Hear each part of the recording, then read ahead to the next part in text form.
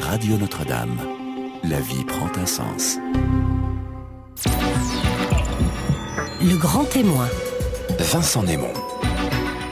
Eh bien, bonjour à tous. Merci d'être avec nous. Notre grand témoin ce matin, en ce mardi 9 avril. Bonjour Robert Branche. Bonjour. Alors, je vais essayer de vous présenter rapidement. Vous êtes ce qu'on appelle un X-Pont, c'est-à-dire un polytechnicien qui a fait les ponts et chaussées il y a quelques années.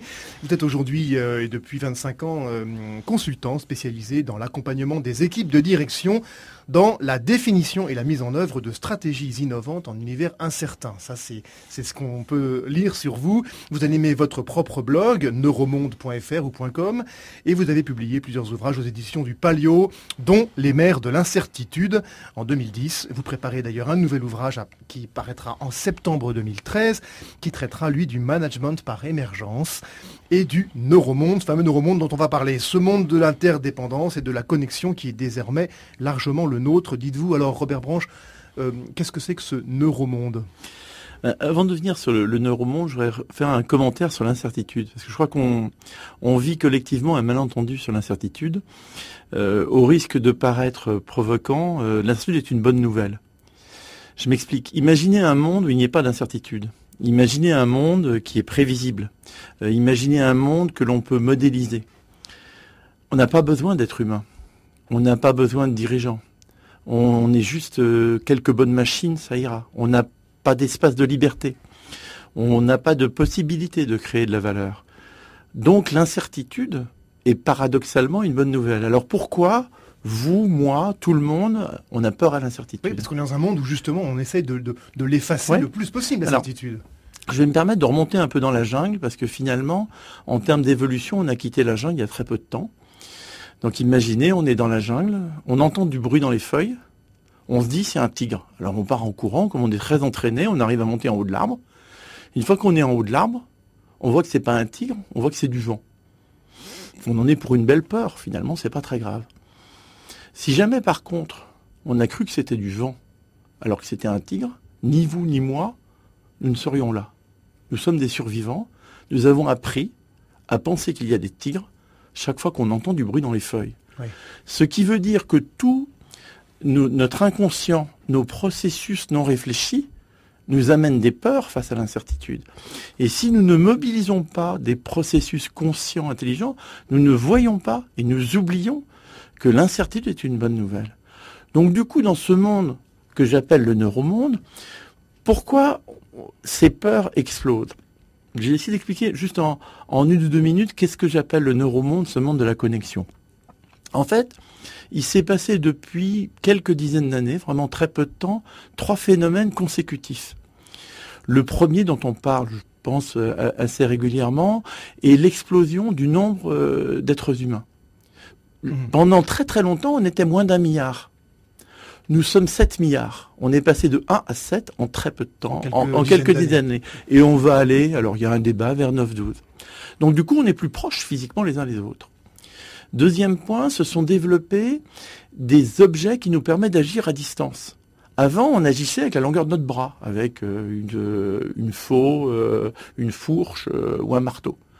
Avec l'émergence des outils, progressivement, un des plus puissants est évidemment l'énergie nucléaire, on arrive à agir sur l'ensemble de la planète. Et le troisième point, c'est la connexion avec l'apparition d'Internet. Alors du coup, qu'est-ce qui se passe ? Il se passe que l'incertitude est devenue globale. Avant, quand il se passait un phénomène incertain à Pékin, il était incertain que pour les Chinois. Parce que le temps qu'il arrive à Paris... Et encore les Chinois de Pékin. Oui, les Chinois de Pékin. Avant qu'il arrive à Paris, j'avais le temps de l'avoir mis dans mes prévisions. Ouais. Donc je n'étais soumis qu'aux incertitudes de l'endroit où je me trouvais. Tandis que maintenant, je suis soumis à toutes les incertitudes. L'effet papillon de l'incertitude, finalement. Oui, une multiplication. Donc je crois que c'est pas qu'il y a plus d'incertitudes aujourd'hui qu'avant, il y a une multiplication des incertitudes. Et comme en même temps, il y a un changement de monde et un grand malentendu par rapport à ça, on voit que des tigres, puisque effectivement, il y a du bruit dans les feuilles sans arrêt. Donc, on est face à ces peurs collectives et un oubli que l'incertitude est une bonne nouvelle. Alors ça, cette incertitude qui est une bonne nouvelle, vous le répétez avec vos clients, que sont les grandes entreprises, les multinationales, mais on pourrait aussi finalement transférer ce discours vis-à-vis du politique aujourd'hui aussi. Parce qu'on est quand même dans un monde politique qui a un peu peur de tout. On va parler dans quelques minutes évidemment de l'affaire Cahuzac, qui est presque un symbole aujourd'hui de cette grande peur. Oui, mais précisément parce que on ne peut faire face à l'incertitude qu'avec quelques conditions. Une des premières conditions, c'est en fait d'avoir un minimum de confiance en soi. Si on n'a pas de confiance en soi, de stabilité, de confiance dans les autres, c'est les peurs qui remontent. Le deuxième point face à l'incertitude, puisque la chance de l'incertitude, c'est l'expression des libertés, si on ne me donne pas un espace de liberté et en me fixant une vision, il n'y a aucune chance que j'avance. Et le troisième point, c'est le pragmatisme. Je viens de prononcer 3 mots. La vision, le pragmatisme, la confiance. Si vous relisez l'action politique, pas seulement française, dans la plupart des pays actuels, au travers de ces 3 mots, le pragmatisme est en général au rendez-vous, mais la vision l'est peu, et le générateur de confiance très peu. Et quand il n'y a plus que du pragmatisme, à ce moment-là, sans confiance et sans vision, on a l'impression que, par exemple, on va comprendre où va la Seine en suivant ses méandres. Comment voulez-vous emmener ? Et c'est l'image de Napoléon qui, au moment d'Arcole, va se lancer en traversant le pont, il va se retrouver tout seul. Il ne va pas aller de l'autre côté. C'est ça. En fait, vision, pragmatisme et confiance, c'est un peu les 3 mots-clés qui vont peut-être nous conduire ce matin. Avant de revenir dessus, on va parler de vous un peu. Robert Branche, vous êtes né à Lyon en 1955 dans une famille catholique. Vous avez été éduqué chez les maristes. Mais vous le dites, vous n'êtes pas fondamentalement croyant ni opposé à la foi. Ce qui vous définit surtout, c'est votre amour des mathématiques et de la philosophie. On sait qu'elles se rejoignent d'ailleurs à un certain moment. Et c'est parce que vous étiez bon en maths, dites-vous, que vous avez fait Polytechnique et les ponts et chaussées avant un début de carrière comme haut fonctionnaire. En effet, à 27 ans, vous devenez commissaire à l'industrialisation. La suite du portrait, eh bien, c'est Marion Duchesne qui nous le livre. Au bout de 5 ans, j'ai décidé de quitter l'administration pour rejoindre le groupe L'Oréal. Cela a été mon premier vrai choix, raconte Robert Branche. De ses 5 années comme haut fonctionnaire, il dit avoir appris à mettre en forme des idées pour les vendre.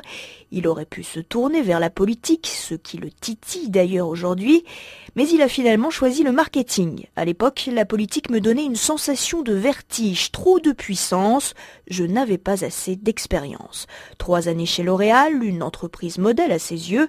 Très vite, Robert Branche réalise qu'il est fait pour le conseil et en 88, il devient consultant pour des cabinets internationaux d'abord, où il se spécialise dans les télécoms et Internet, puis en indépendant dès 2000. L'un de ses objectifs, accompagner la transformation des grands groupes, s'occuper de ce qu'il appelle la méta-organisation, les missions qui ont le plus marqué Robert Branche. Une mission pour la Poste en 95, comment chiffrer la contrainte de service public, et à la fin des années 90, le tout premier business plan sur le réseau 3G. C'est cette expérience qui est à l'origine de ses livres sur le management. Au cœur de la réflexion de Robert Branche, les processus inconscients dans les entreprises. En 2007, j'ai relu Proust et Spinoza et j'ai commencé à m'intéresser aux neurosciences, explique-t-il. Plus tard, je me suis tourné vers la biologie et les mathématiques du chaos. J'ai réalisé combien la performance des entreprises tenait au processus inconscient, combien l'incertitude n'était pas un problème, mais la solution. Il faut accepter ce qui nous dépasse, accepter l'irrationnel. C'est être rationnel, se plaît à répéter Robert Branche, et il ajoute « Diriger n'est pas décider ». La problématique de l'émergence, ce sera justement le thème de son prochain livre, prévu pour octobre.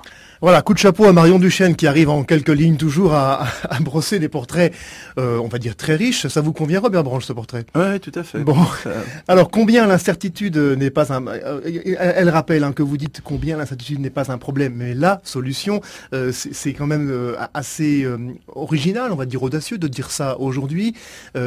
Réjouissons-nous d'être dans l'incertitude finalement.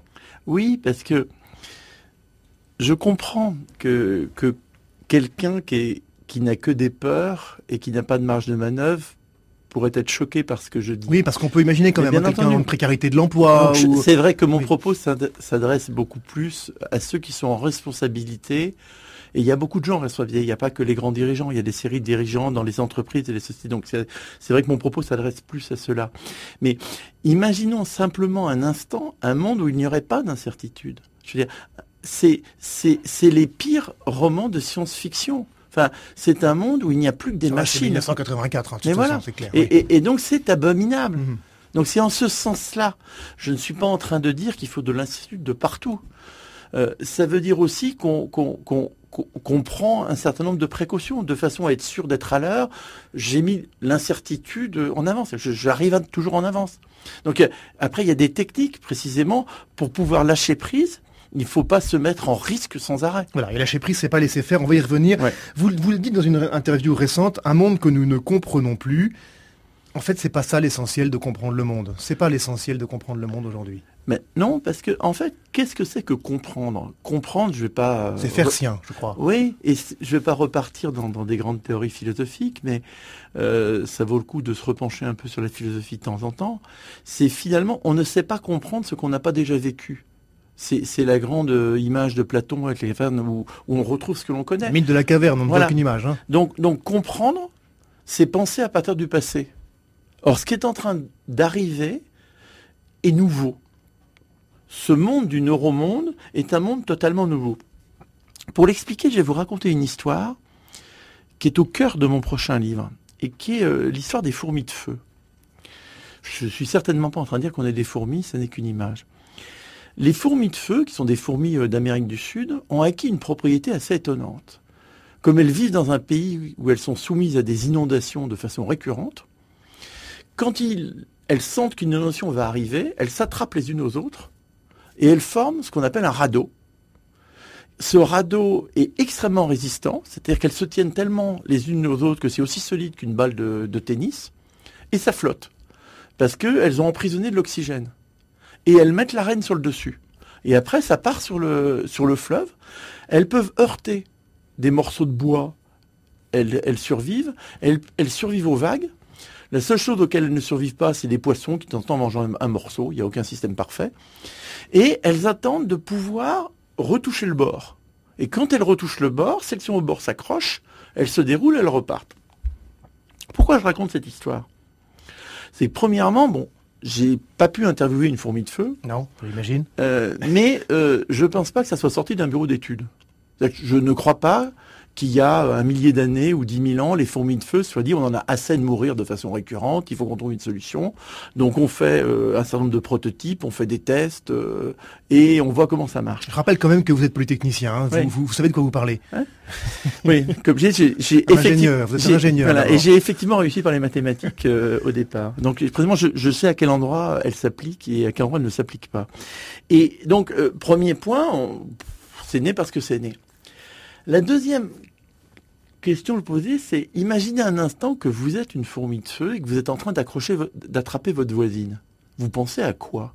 C'est-à-dire, comment vous avez la moindre chance de comprendre ce que vous êtes en train de faire ? C'est-à-dire, comment une fourmi de feu pourrait comprendre que c'est en attrapant sa voisine Qu'elle va survivre. qu'elle va survivre ? Même nous, on a du mal à modéliser.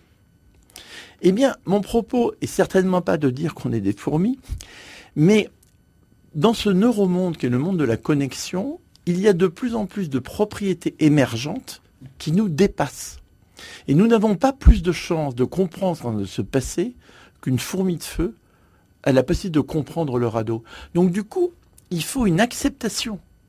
Et je suis certainement pas Sans forcément comprendre, une acceptation sans comprendre, une sorte d'abandon, comme on veut dire. Accepter le Oui. dépassement. Oui. C'est-à-dire accepter de ne pas comprendre. Il y a des choses qui existent dans la vie et qu'on peut orienter sans les comprendre.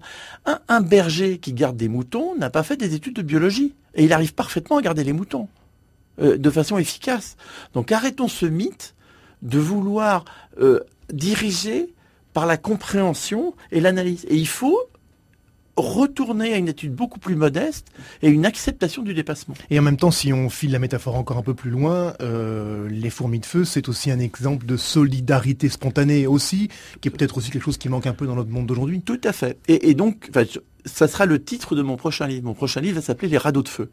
Voilà, directement. Pour garder L'esprit. cette image et en enlevant le mot fourmi pour ne pas- donner le malentendu, puisque je précise tout de suite, et je l'expliquerai longuement dans le livre, bien entendu, l'être humain est beaucoup plus qu'une fourmi.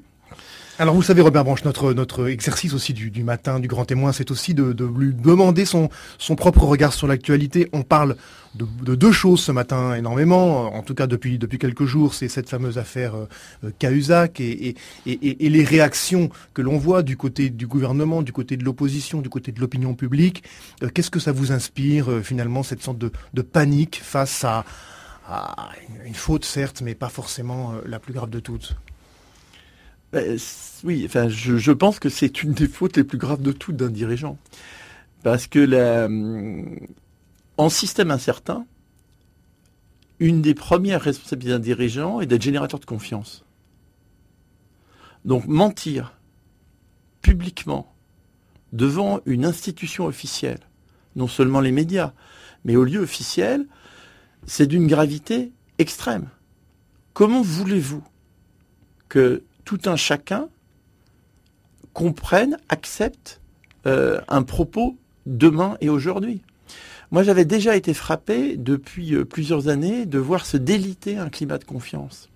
Il y a des analyses qui remontent, parce que il y a eu beaucoup d'études de fait, je cite Yves Algan notamment, qui a fait beaucoup d'études sur la France et le déficit de confiance. La confiance, c'est ce qui crée de la croissance. S'il n'y a pas de confiance, il n'y a pas de croissance.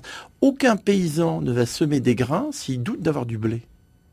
Donc, s'il n'y a pas de confiance, il n'y a pas de développement économique. Or, le premier retard de la France n'est pas le coût salarial. Le premier retard de la France n'est pas un manque d'entrepreneuriat. Son déficit ou autre. C'est le déficit de confiance. Et c'est montré dans toutes les études. Nous sommes les derniers au monde. C'est donc pour vous une crise grave. Oui, parce que ça attaque, un signe de confiance, ça attaque sur notre point faible. Et d'aucuns le remontent à la libération. C'est-à-dire le déficit de confiance remonterait au fait qu'on n'a jamais digéré la collaboration. Donc oui, De Gaulle a beaucoup aidé dans une approche napoléonienne, mais De Gaulle est adapté dans une vision où le centre décide pour la périphérie, mais pas où c'est l'autonomie qui va créer du développement. Et imaginez qu'on va se sortir de la crise d'aujourd'hui par une recentralisation par l'État et autres, et de mon point de vue, un contresens absolu. Et est-ce que la loi peut redonner confiance? C'est finalement la solution qu'on entend aujourd'hui. Dans quelques jours, un projet de loi sur la moralisation, un nouveau choc, un deuxième choc après la compétitivité, le choc de la moralisation. Ça vous fait sourire, Robert Branche? Oui, mais non, mais pourquoi pas? Non, ce que je trouve choquant dans l'absence de loi en France, ça devrait être pénal de mentir devant l'Assemblée nationale. Enfin, ça, effectivement, oui. Il est urgent qu'on ait une loi de ce type. Enfin, je veux dire, bon, c'est déjà pas bien du tout de mentir devant les médias, et je vous rassure, je suis pas en train de vous mentir. Non, mais je ne voudrais pas inviter de toute façon. Mais devant l'Assemblée nationale, ça devrait être strictement pénal. Mais ce qu'il faut, c'est créer de la stabilité. Normalement, pour accepter l'incertitude, il faut des systèmes structurellement stables. Donc, notamment dans les systèmes politiques, il faut surtout arrêter de changer les lois. C'est-à-dire que la solution n'est pas dans un état vibrionnaire des lois. Donc, elle est dans un cadre législatif qui doit être stable. Donc, il y a certaines questions à se reposer. Effectivement, imaginez que le bon cadre législatif français date de Napoléon. C'est légèrement une question. C'est un peu triste de voir qu'en Alsace, on n'est même plus capable de fusionner des départements avec une région. Enfin, faut quand même se rappeler qu'on a des départements parce que c'était la distance qu'on parcourait à cheval. À cheval, oui. Je vois très très peu de gens qui vont à cheval à la préfecture, mais peut-être que je ne circule pas assez. Peut-être que vous êtes trop parisien, oui. Oui, enfin, je vis 60% de mon temps à la campagne, en Provence. Donc vous connaissez. Je passe peu de temps finalement, de moins de temps à Paris. C'est aussi votre théorie. On l'abordera dans la deuxième partie de notre grand témoin, mais on peut peut-être l'esquisser, ces fameuses poupées russes. La plus grande, celle qui finalement englobe toutes les autres, celle-là est stable. Et à l'intérieur, ça peut bouger. Ouais. Et c'est vrai en politique aussi. Ouais. Alors peut-être que le cadre législatif, c'est cette poupée russe qui n'est pas assez finalement stable aujourd'hui, ou en tout cas qui s'effrite. Mais c'est-à-dire que, en fait, la performance à long terme et la confiance mutuelle, ça prend du temps à s'installer. Mon expérience m'a montré que l'amélioration de la performance dans une entreprise, c'est au moins 5 ans. C'est-à-dire, il s'écoule au moins 5 ans pour qu'une décision prise sur un cap stratégique soit effectivement traduite de partout dans l'entreprise et que les clients s'en rendent compte. Ça, dès qu'une entreprise est, je dirais, pour donner un ordre de grandeur, à quelques dizaines de milliers de personnes. Au niveau d'un pays, je le mettrais plus à la dizaine ou à la vingtaine d'années. C'est ça. Donc si on bouge, en fait on croit qu'on change, mais on change rien. Un de mes autres propos, c'est de dire, s'il suffisait de courir pour être efficace, tout le monde serait efficace. Je vois que des gens qui courent. Donc le problème de l'efficacité n'est pas dans le mouvement. Le mouvement détruit de l'efficacité. Il est dans ce que vous dites là. Donc c'est d'abord poser la métavision, la grande vision, savoir où on va. Oui, un cadre. C'est-à-dire qu'il faut un cadre qui soit après en système de poupée russe où l'extérieur est stable et à l'intérieur on devient progressivement s'adaptant. Et donc on a des actions individuelles qui vont construire progressivement de la stabilité. Est-ce que vous diriez que Margaret Thatcher, qui est décédée hier, c'est quelqu'un qui avait justement cette métavision, peut-être un peu incomprise par beaucoup, mais qui a tenu le cap? Je pense qu'en tout cas, au moment où elle est intervenue, je suis pas un grand adepte de ces méthodes, parce qu'après on peut avoir juste dans la vision et avoir des méthodes d'action qui sont un peu brutales, voilà, parce qu'elle aurait pu avoir des méthodes d'action peut-être autres, mais elle avait de façon très très très claire une vision. Ce qui est un peu dommage, c'est que si elle avait été en plus une vision européenne, je pense qu'on n'en serait pas là aujourd'hui. Voilà, après il peut y avoir en tout cas justement. Mais à l'échelle de son pays, elle a désembourbé la Grande-Bretagne. Et je pense que la Grande-Bretagne n'en serait pas là où elle est aujourd'hui. Alors, les méthodes sont pas à recommander, ça. Voilà, c'est ça. C'est ce que vous dites vraiment clairement. Hein. La vision n'est pas forcément justifie, pas forcément toutes les méthodes, mais en tout cas, il faut en avoir une. Et c'est peut-être aussi un peu ce qui manque quelquefois dans nos entreprises, mais aussi au niveau de l'État. Je vous propose qu'on se retrouve dans quelques minutes pour la suite du Grand Témoin avec vous ce matin, Robert Branche. Revenons avec notre grand témoin de ce mardi 9 avril. Il s'agit de Robert Branche, consultant spécialisé dans l'accompagnement des équipes de direction et plus particulièrement dans la définition avec ses équipes de la mise en œuvre des stratégies innovantes en univers incertain. Nous parlons de l'incertitude avec vous ce matin, Robert Branche, dont vous avez fait votre spécialité et dont vous nous dites que c'est une bonne nouvelle. Vous avez édité plusieurs ouvrages, dont le dernier, Les mers de l'incertitude, et puis vous en préparez un pour septembre prochain qui s'intitulera Le management par émergence, le neuromonde aussi. Alors, on vient d'entendre Gérard Leclerc qui nous parle de Margaret Thatcher et effectivement beaucoup de réactions dans le monde politique, dans le monde économique, etc. Il y a une chose qui est importante pour vous me disiez ça hors micro, Robert Branche, c'est que, en tout cas, qu'on peut noter et qui correspond à ce que vous nous dites sur l'incertitude, c'est que voilà une dirigeante qui était elle politique, qui était en accord avec finalement son être profond. Elle était sincère, elle était dans la vérité. Oui, je pense que une des grandes forces de Margaret Thatcher, c'est que personne ne doutait qu'elle pensait ce qu'elle disait, personne ne doutait qu'elle voulait faire ce qu'elle disait, et personne ne doutait qu'il y avait un intérêt personnel. C'est-à-dire que je pense que et je l'ai dit tout à l'heure, je suis très loin d'être en phase avec beaucoup des solutions qu'elle a recommandées, et je pense qu'en plus elle serait inadaptée aujourd'hui. Mais si vous reprenez les 3 points que je viens de citer, vision, pragmatisme et confiance. Oui, et puis c'est aujourd'hui, on n'a pas toujours, on est un peu en doute en disant est-ce que la personne parle, est-ce qu'elle pense ce qu'elle parle, est-ce qu'elle croit vraiment qu'elle va faire ce qu'elle dit, et est-ce qu'elle n'est pas en train de servir des intérêts personnels. Et donc, comment voulez-vous que ça fonctionne dans le plan politique ? Et au niveau d'une direction d'un grand groupe, c'est la même chose. Si on n'a pas la conviction. Moi, j'ai accompagné plusieurs restructurations dont vous n'avez jamais entendu parler. L'accompagnement réussi dans nos associations est quelque chose dont on n'entend pas parler. Pourquoi vous n'en avez pas entendu parler ? Parce que on a exprimé auprès de l'ensemble des salariés pourquoi ça n'était pas pour faire plaisir à un dirigeant qu'il fallait le faire. Et d'autre part, on a fait en sorte que chacun y trouve autant qu'on pouvait. Justement, Robert Branche, dans l'actualité, Delphine Frissé nous le rappelait tout à l'heure dans les infos, aujourd'hui devrait passer à l'Assemblée le texte, la loi sur la flexi-sécurité. On est complètement dans le sujet, finalement, d'une posture face à l'incertitude. Et alors, qu'est-ce qu'on entend ? On entend des opposants qui finalement ont peur, encore une fois. Oui. Alors, je pense que là aussi, il faudrait peut-être avoir un discours un peu réaliste. Je ne vais pas forcément me faire toujours des amis en ce que je pense, mais la flexi-sécurité, on l'a en France, on l'a par la précarisation actuellement. Donc en fait, la flexibilité, les entreprises l'ont. Elles l'ont par les CDD, par le fait qu'il y a très peu de CDI. Donc la question, c'est pas la mise en place d'une flexi-sécurité.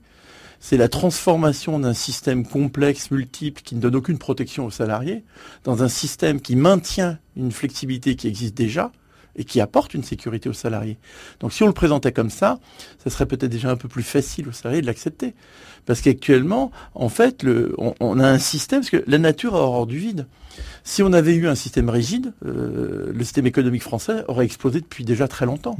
Mais comme on a effectivement un droit du travail totalement obsolète, les courants passent en dehors.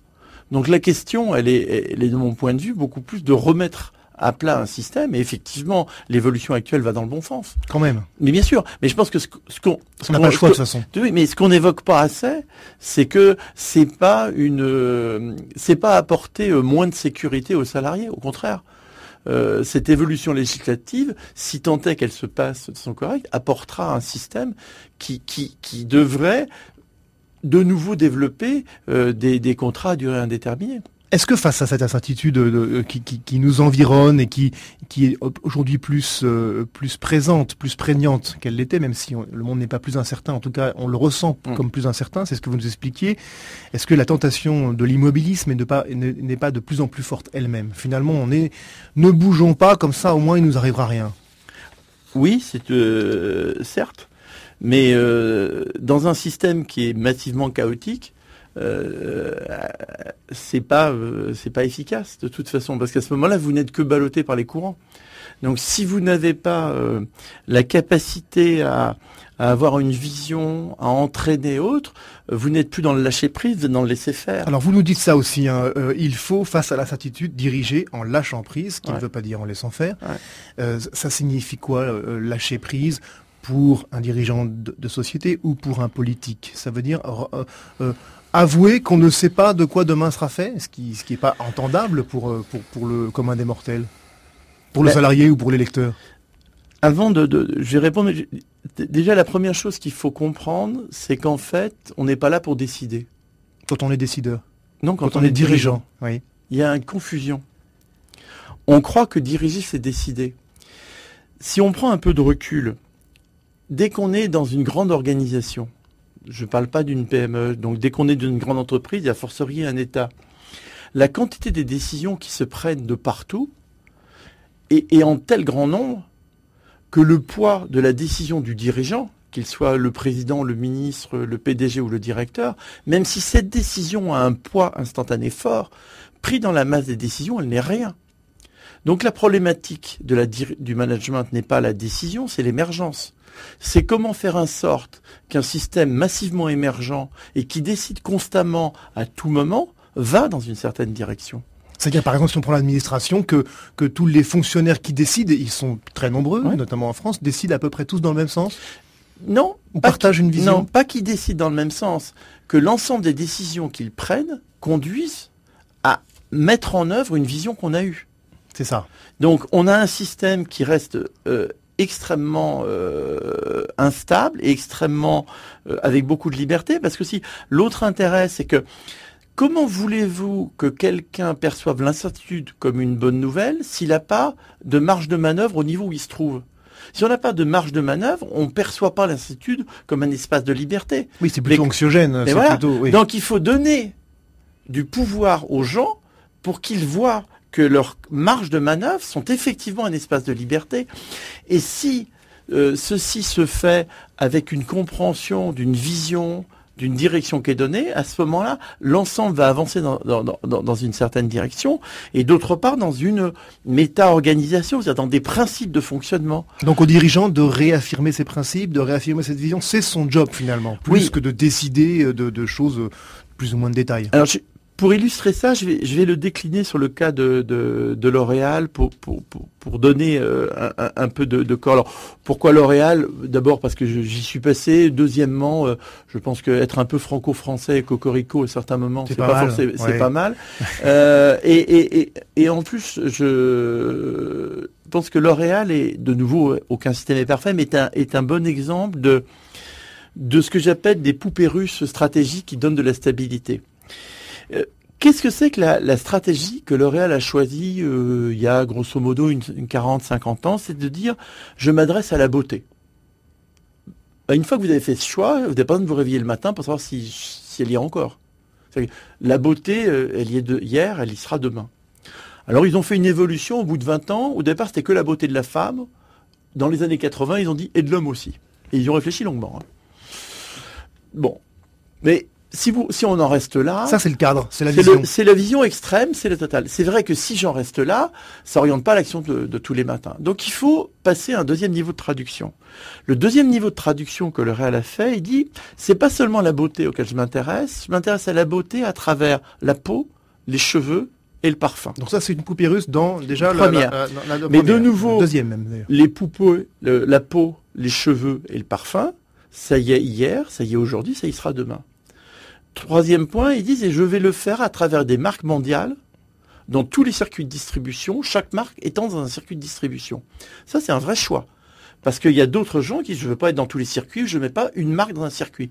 Mais de nouveau, ce choix, une fois que vous l'avez fait, d'abord, tout le monde le comprend. Je viens de vous le dire, je pense que tout le monde peut le mémoriser de partout dans l'entreprise, et il n'y a pas à revenir dessus. Troisième point, comme une entreprise, c'est pas composé de silos, mais d'êtres humains, et que les êtres humains, ça ne se dirige pas par les mathématiques, il faut aussi donner quelques principes d'action, qui sont des règles de vie. Pour moi, il y en a deux fondamentales dans le système L'Oréal. Il y en a une qu'ils appellent le déterminisme du succès, qui dit, et ce mot existe, il avait été encore repris il n'y a pas très longtemps par Jean-Jacques Lebel, qui est un des vice-présidents actuels de L'Oréal, qui dit, ce qui a réussi quelque part n'a aucune raison de ne pas réussir ailleurs. Ça guide l'action aussi, parce qu'on repère quelque chose qu'un pays a fait. Les bonnes pratiques, quoi. Voilà. Alors c'est l'autre version. Et l'autre principe d'action, c'est ce qui a marché hier n'a aucune raison de ne pas marcher demain. Donc, Ambre Solaire est toujours là, DOP est toujours là, Elnet est toujours là. Et 70% de l'énergie est mise sur les produits existants. Donc, de nouveau, ça oriente les actions des gens. Toute personne qui est dans L'Oréal, c'est qu'il n'a pas le droit de dire « Ah oui, mais mon produit baisse parce qu'on vient d'en lancer un nouveau ». Il sait que c'est culturellement pas admissible. Et en même temps, ça rassure aussi beaucoup. Voilà. On parlait d'incertitude, en tout cas d'angoisse, là, avec des actions comme ça. On est au deuxième niveau. Troisième niveau, c'est quelle marque je mets. Parce que je sais que j'ai toujours pas prononcé le nom des marques. Oui. Donc le troisième niveau, c'est dire les marques grande distribution, elles s'appellent L'Oréal, elles s'appellent Garnier. Les marques dans le circuit très sélectif, c'est Lancôme, etc. Et ces marques, voilà les familles de produits auxquelles elles s'adressent. L'Oréal, au départ, ne s'occupait que du cheveu. Puis on a rajouté la peau. Probablement demain un jour, peut-être le parfum. Donc vous voyez que là, ça commence à bouger. Mais aussi, on reste dans des systèmes très stables. Et le quatrième niveau, qui est celui de l'action quotidienne, là, cette fois, c'est les produits. Et là, le chef de produit, il va lancer les produits, les renlever, les promotions. Mais vous voyez que comme il est guidé dans un système, qu'il n'est pas question que d'un seul coup, le shampoing Elseve sorte de la marque L'Oréal, il sait qu'il peut pas, pour se développer, le mettre en pharmacie. Parce que ça, c'est interdit, puisque la marque L'Oréal est dans le circuit de grande distribution. Mais moi, je vais vous donner une anecdote personnelle. Quand j'étais chez L'Oréal, ça remonte, c'était dans les années 80, le directeur général de la société où je me trouvais et le directeur marketing sont venus me voir en disant Robert, il faut lancer un shampoing et ce shampoing, il doit être sur la vitalité. On m'a pas demandé mon avis s'il fallait lancer un shampoing. Mais on m'a pas dit quelle était la marque, on m'a pas dit quel était le prix, on m'a pas dit quel était le packaging, on m'a pas dit quelle était la communication. Et là, j'avais carte blanche, alors évidemment avec des tas de systèmes de validation. Donc j'ai eu un espace de liberté extrêmement important et j'ai pas du tout vécu comme une frustration le fait de pas avoir accès à ça. J'avais pas le niveau de vision et ça reste aujourd'hui un de mes meilleurs souvenirs de créativité personnelle. Ça, c'est transposable au niveau politique, évidemment. Et Ce bien genre entendu. de système, on a aujourd'hui des politiques, aujourd'hui et hier aussi d'ailleurs, qui peut-être se mêlent trop des petites poupées russes du cœur du système et qui vont sur le terrain, etc. Alors qu'on les attendrait peut-être dans les grandes, celles qui doivent fixer le cap. On a des politiques qui partent soit du côté du laisser-faire, donc des sortes de touristes politiques et qui viennent regarder et compter ce qui s'est passé a posteriori, ou qui partent en pompier à se mettre dans l'action immédiate. Donc ils sont en train de basculer là-dedans et qui sont dans cette illusion de la décision, qui croient que c'est en décidant qu'on dirige. Non, paradoxalement, c'est moins on décide, mieux on dirige. Enfin, la décision doit être la solution d'urgence, d'extrême urgence, C'est ça. par exception. Du pompier, quoi. Oui, et c'est fixer ce cadre qu'on fixe une fois pour toutes. Et ensuite, le rôle d'un dirigeant, c'est le rôle d'un coach. Il est là pour aider. Pour accompagner ceux Il qui est là vont pour décider. supporter. C'est ça. Il est là pour aider l'autre à décider. Alors, vous nous dites une chose aussi, Robert Branche, parce qu'il y a une chose aussi sur les personnes elles-mêmes. Vous dites, nous avons à accepter notre part d'irrationnel et notre manque de logique. Je rappelle que vous êtes polytechnicien et que le manque de logique, c'est pas forcément ce qu'on vous colle en premier. Et faire avec et non pas contre. Oui. Il ne faut pas combattre notre irrationalité ou notre manque de logique. J'ai passé beaucoup de temps ces dernières années à approfondir les neurosciences, qui sont un domaine absolument fascinant et qui bouge à grande vitesse. Pour ceux qui ont le temps, je conseille d'aller écouter les cours de Stanislas Dehaene au Collège de France et en ligne sur Internet. Et c'est très accessible. Et qu'est-ce qu'on y apprend? On y apprend qu'on est d'abord des êtres massivement inconscients. Alors, inconscient au sens, je précise, c'est-à-dire qu'inconscient pour les neurosciences, ça veut dire je constate les effets de ce que je fais sans savoir pourquoi je les fais. C'est encore la fourmi de feu, finalement. Oui, tout à fait. Mais par exemple, donc un grand expert au piano constate qu'il joue très bien du piano, mais il ne sait pas comment. Je ne sais pas en ce moment comment je parle français. Je ne suis pas capable d'analyser comment je parle français.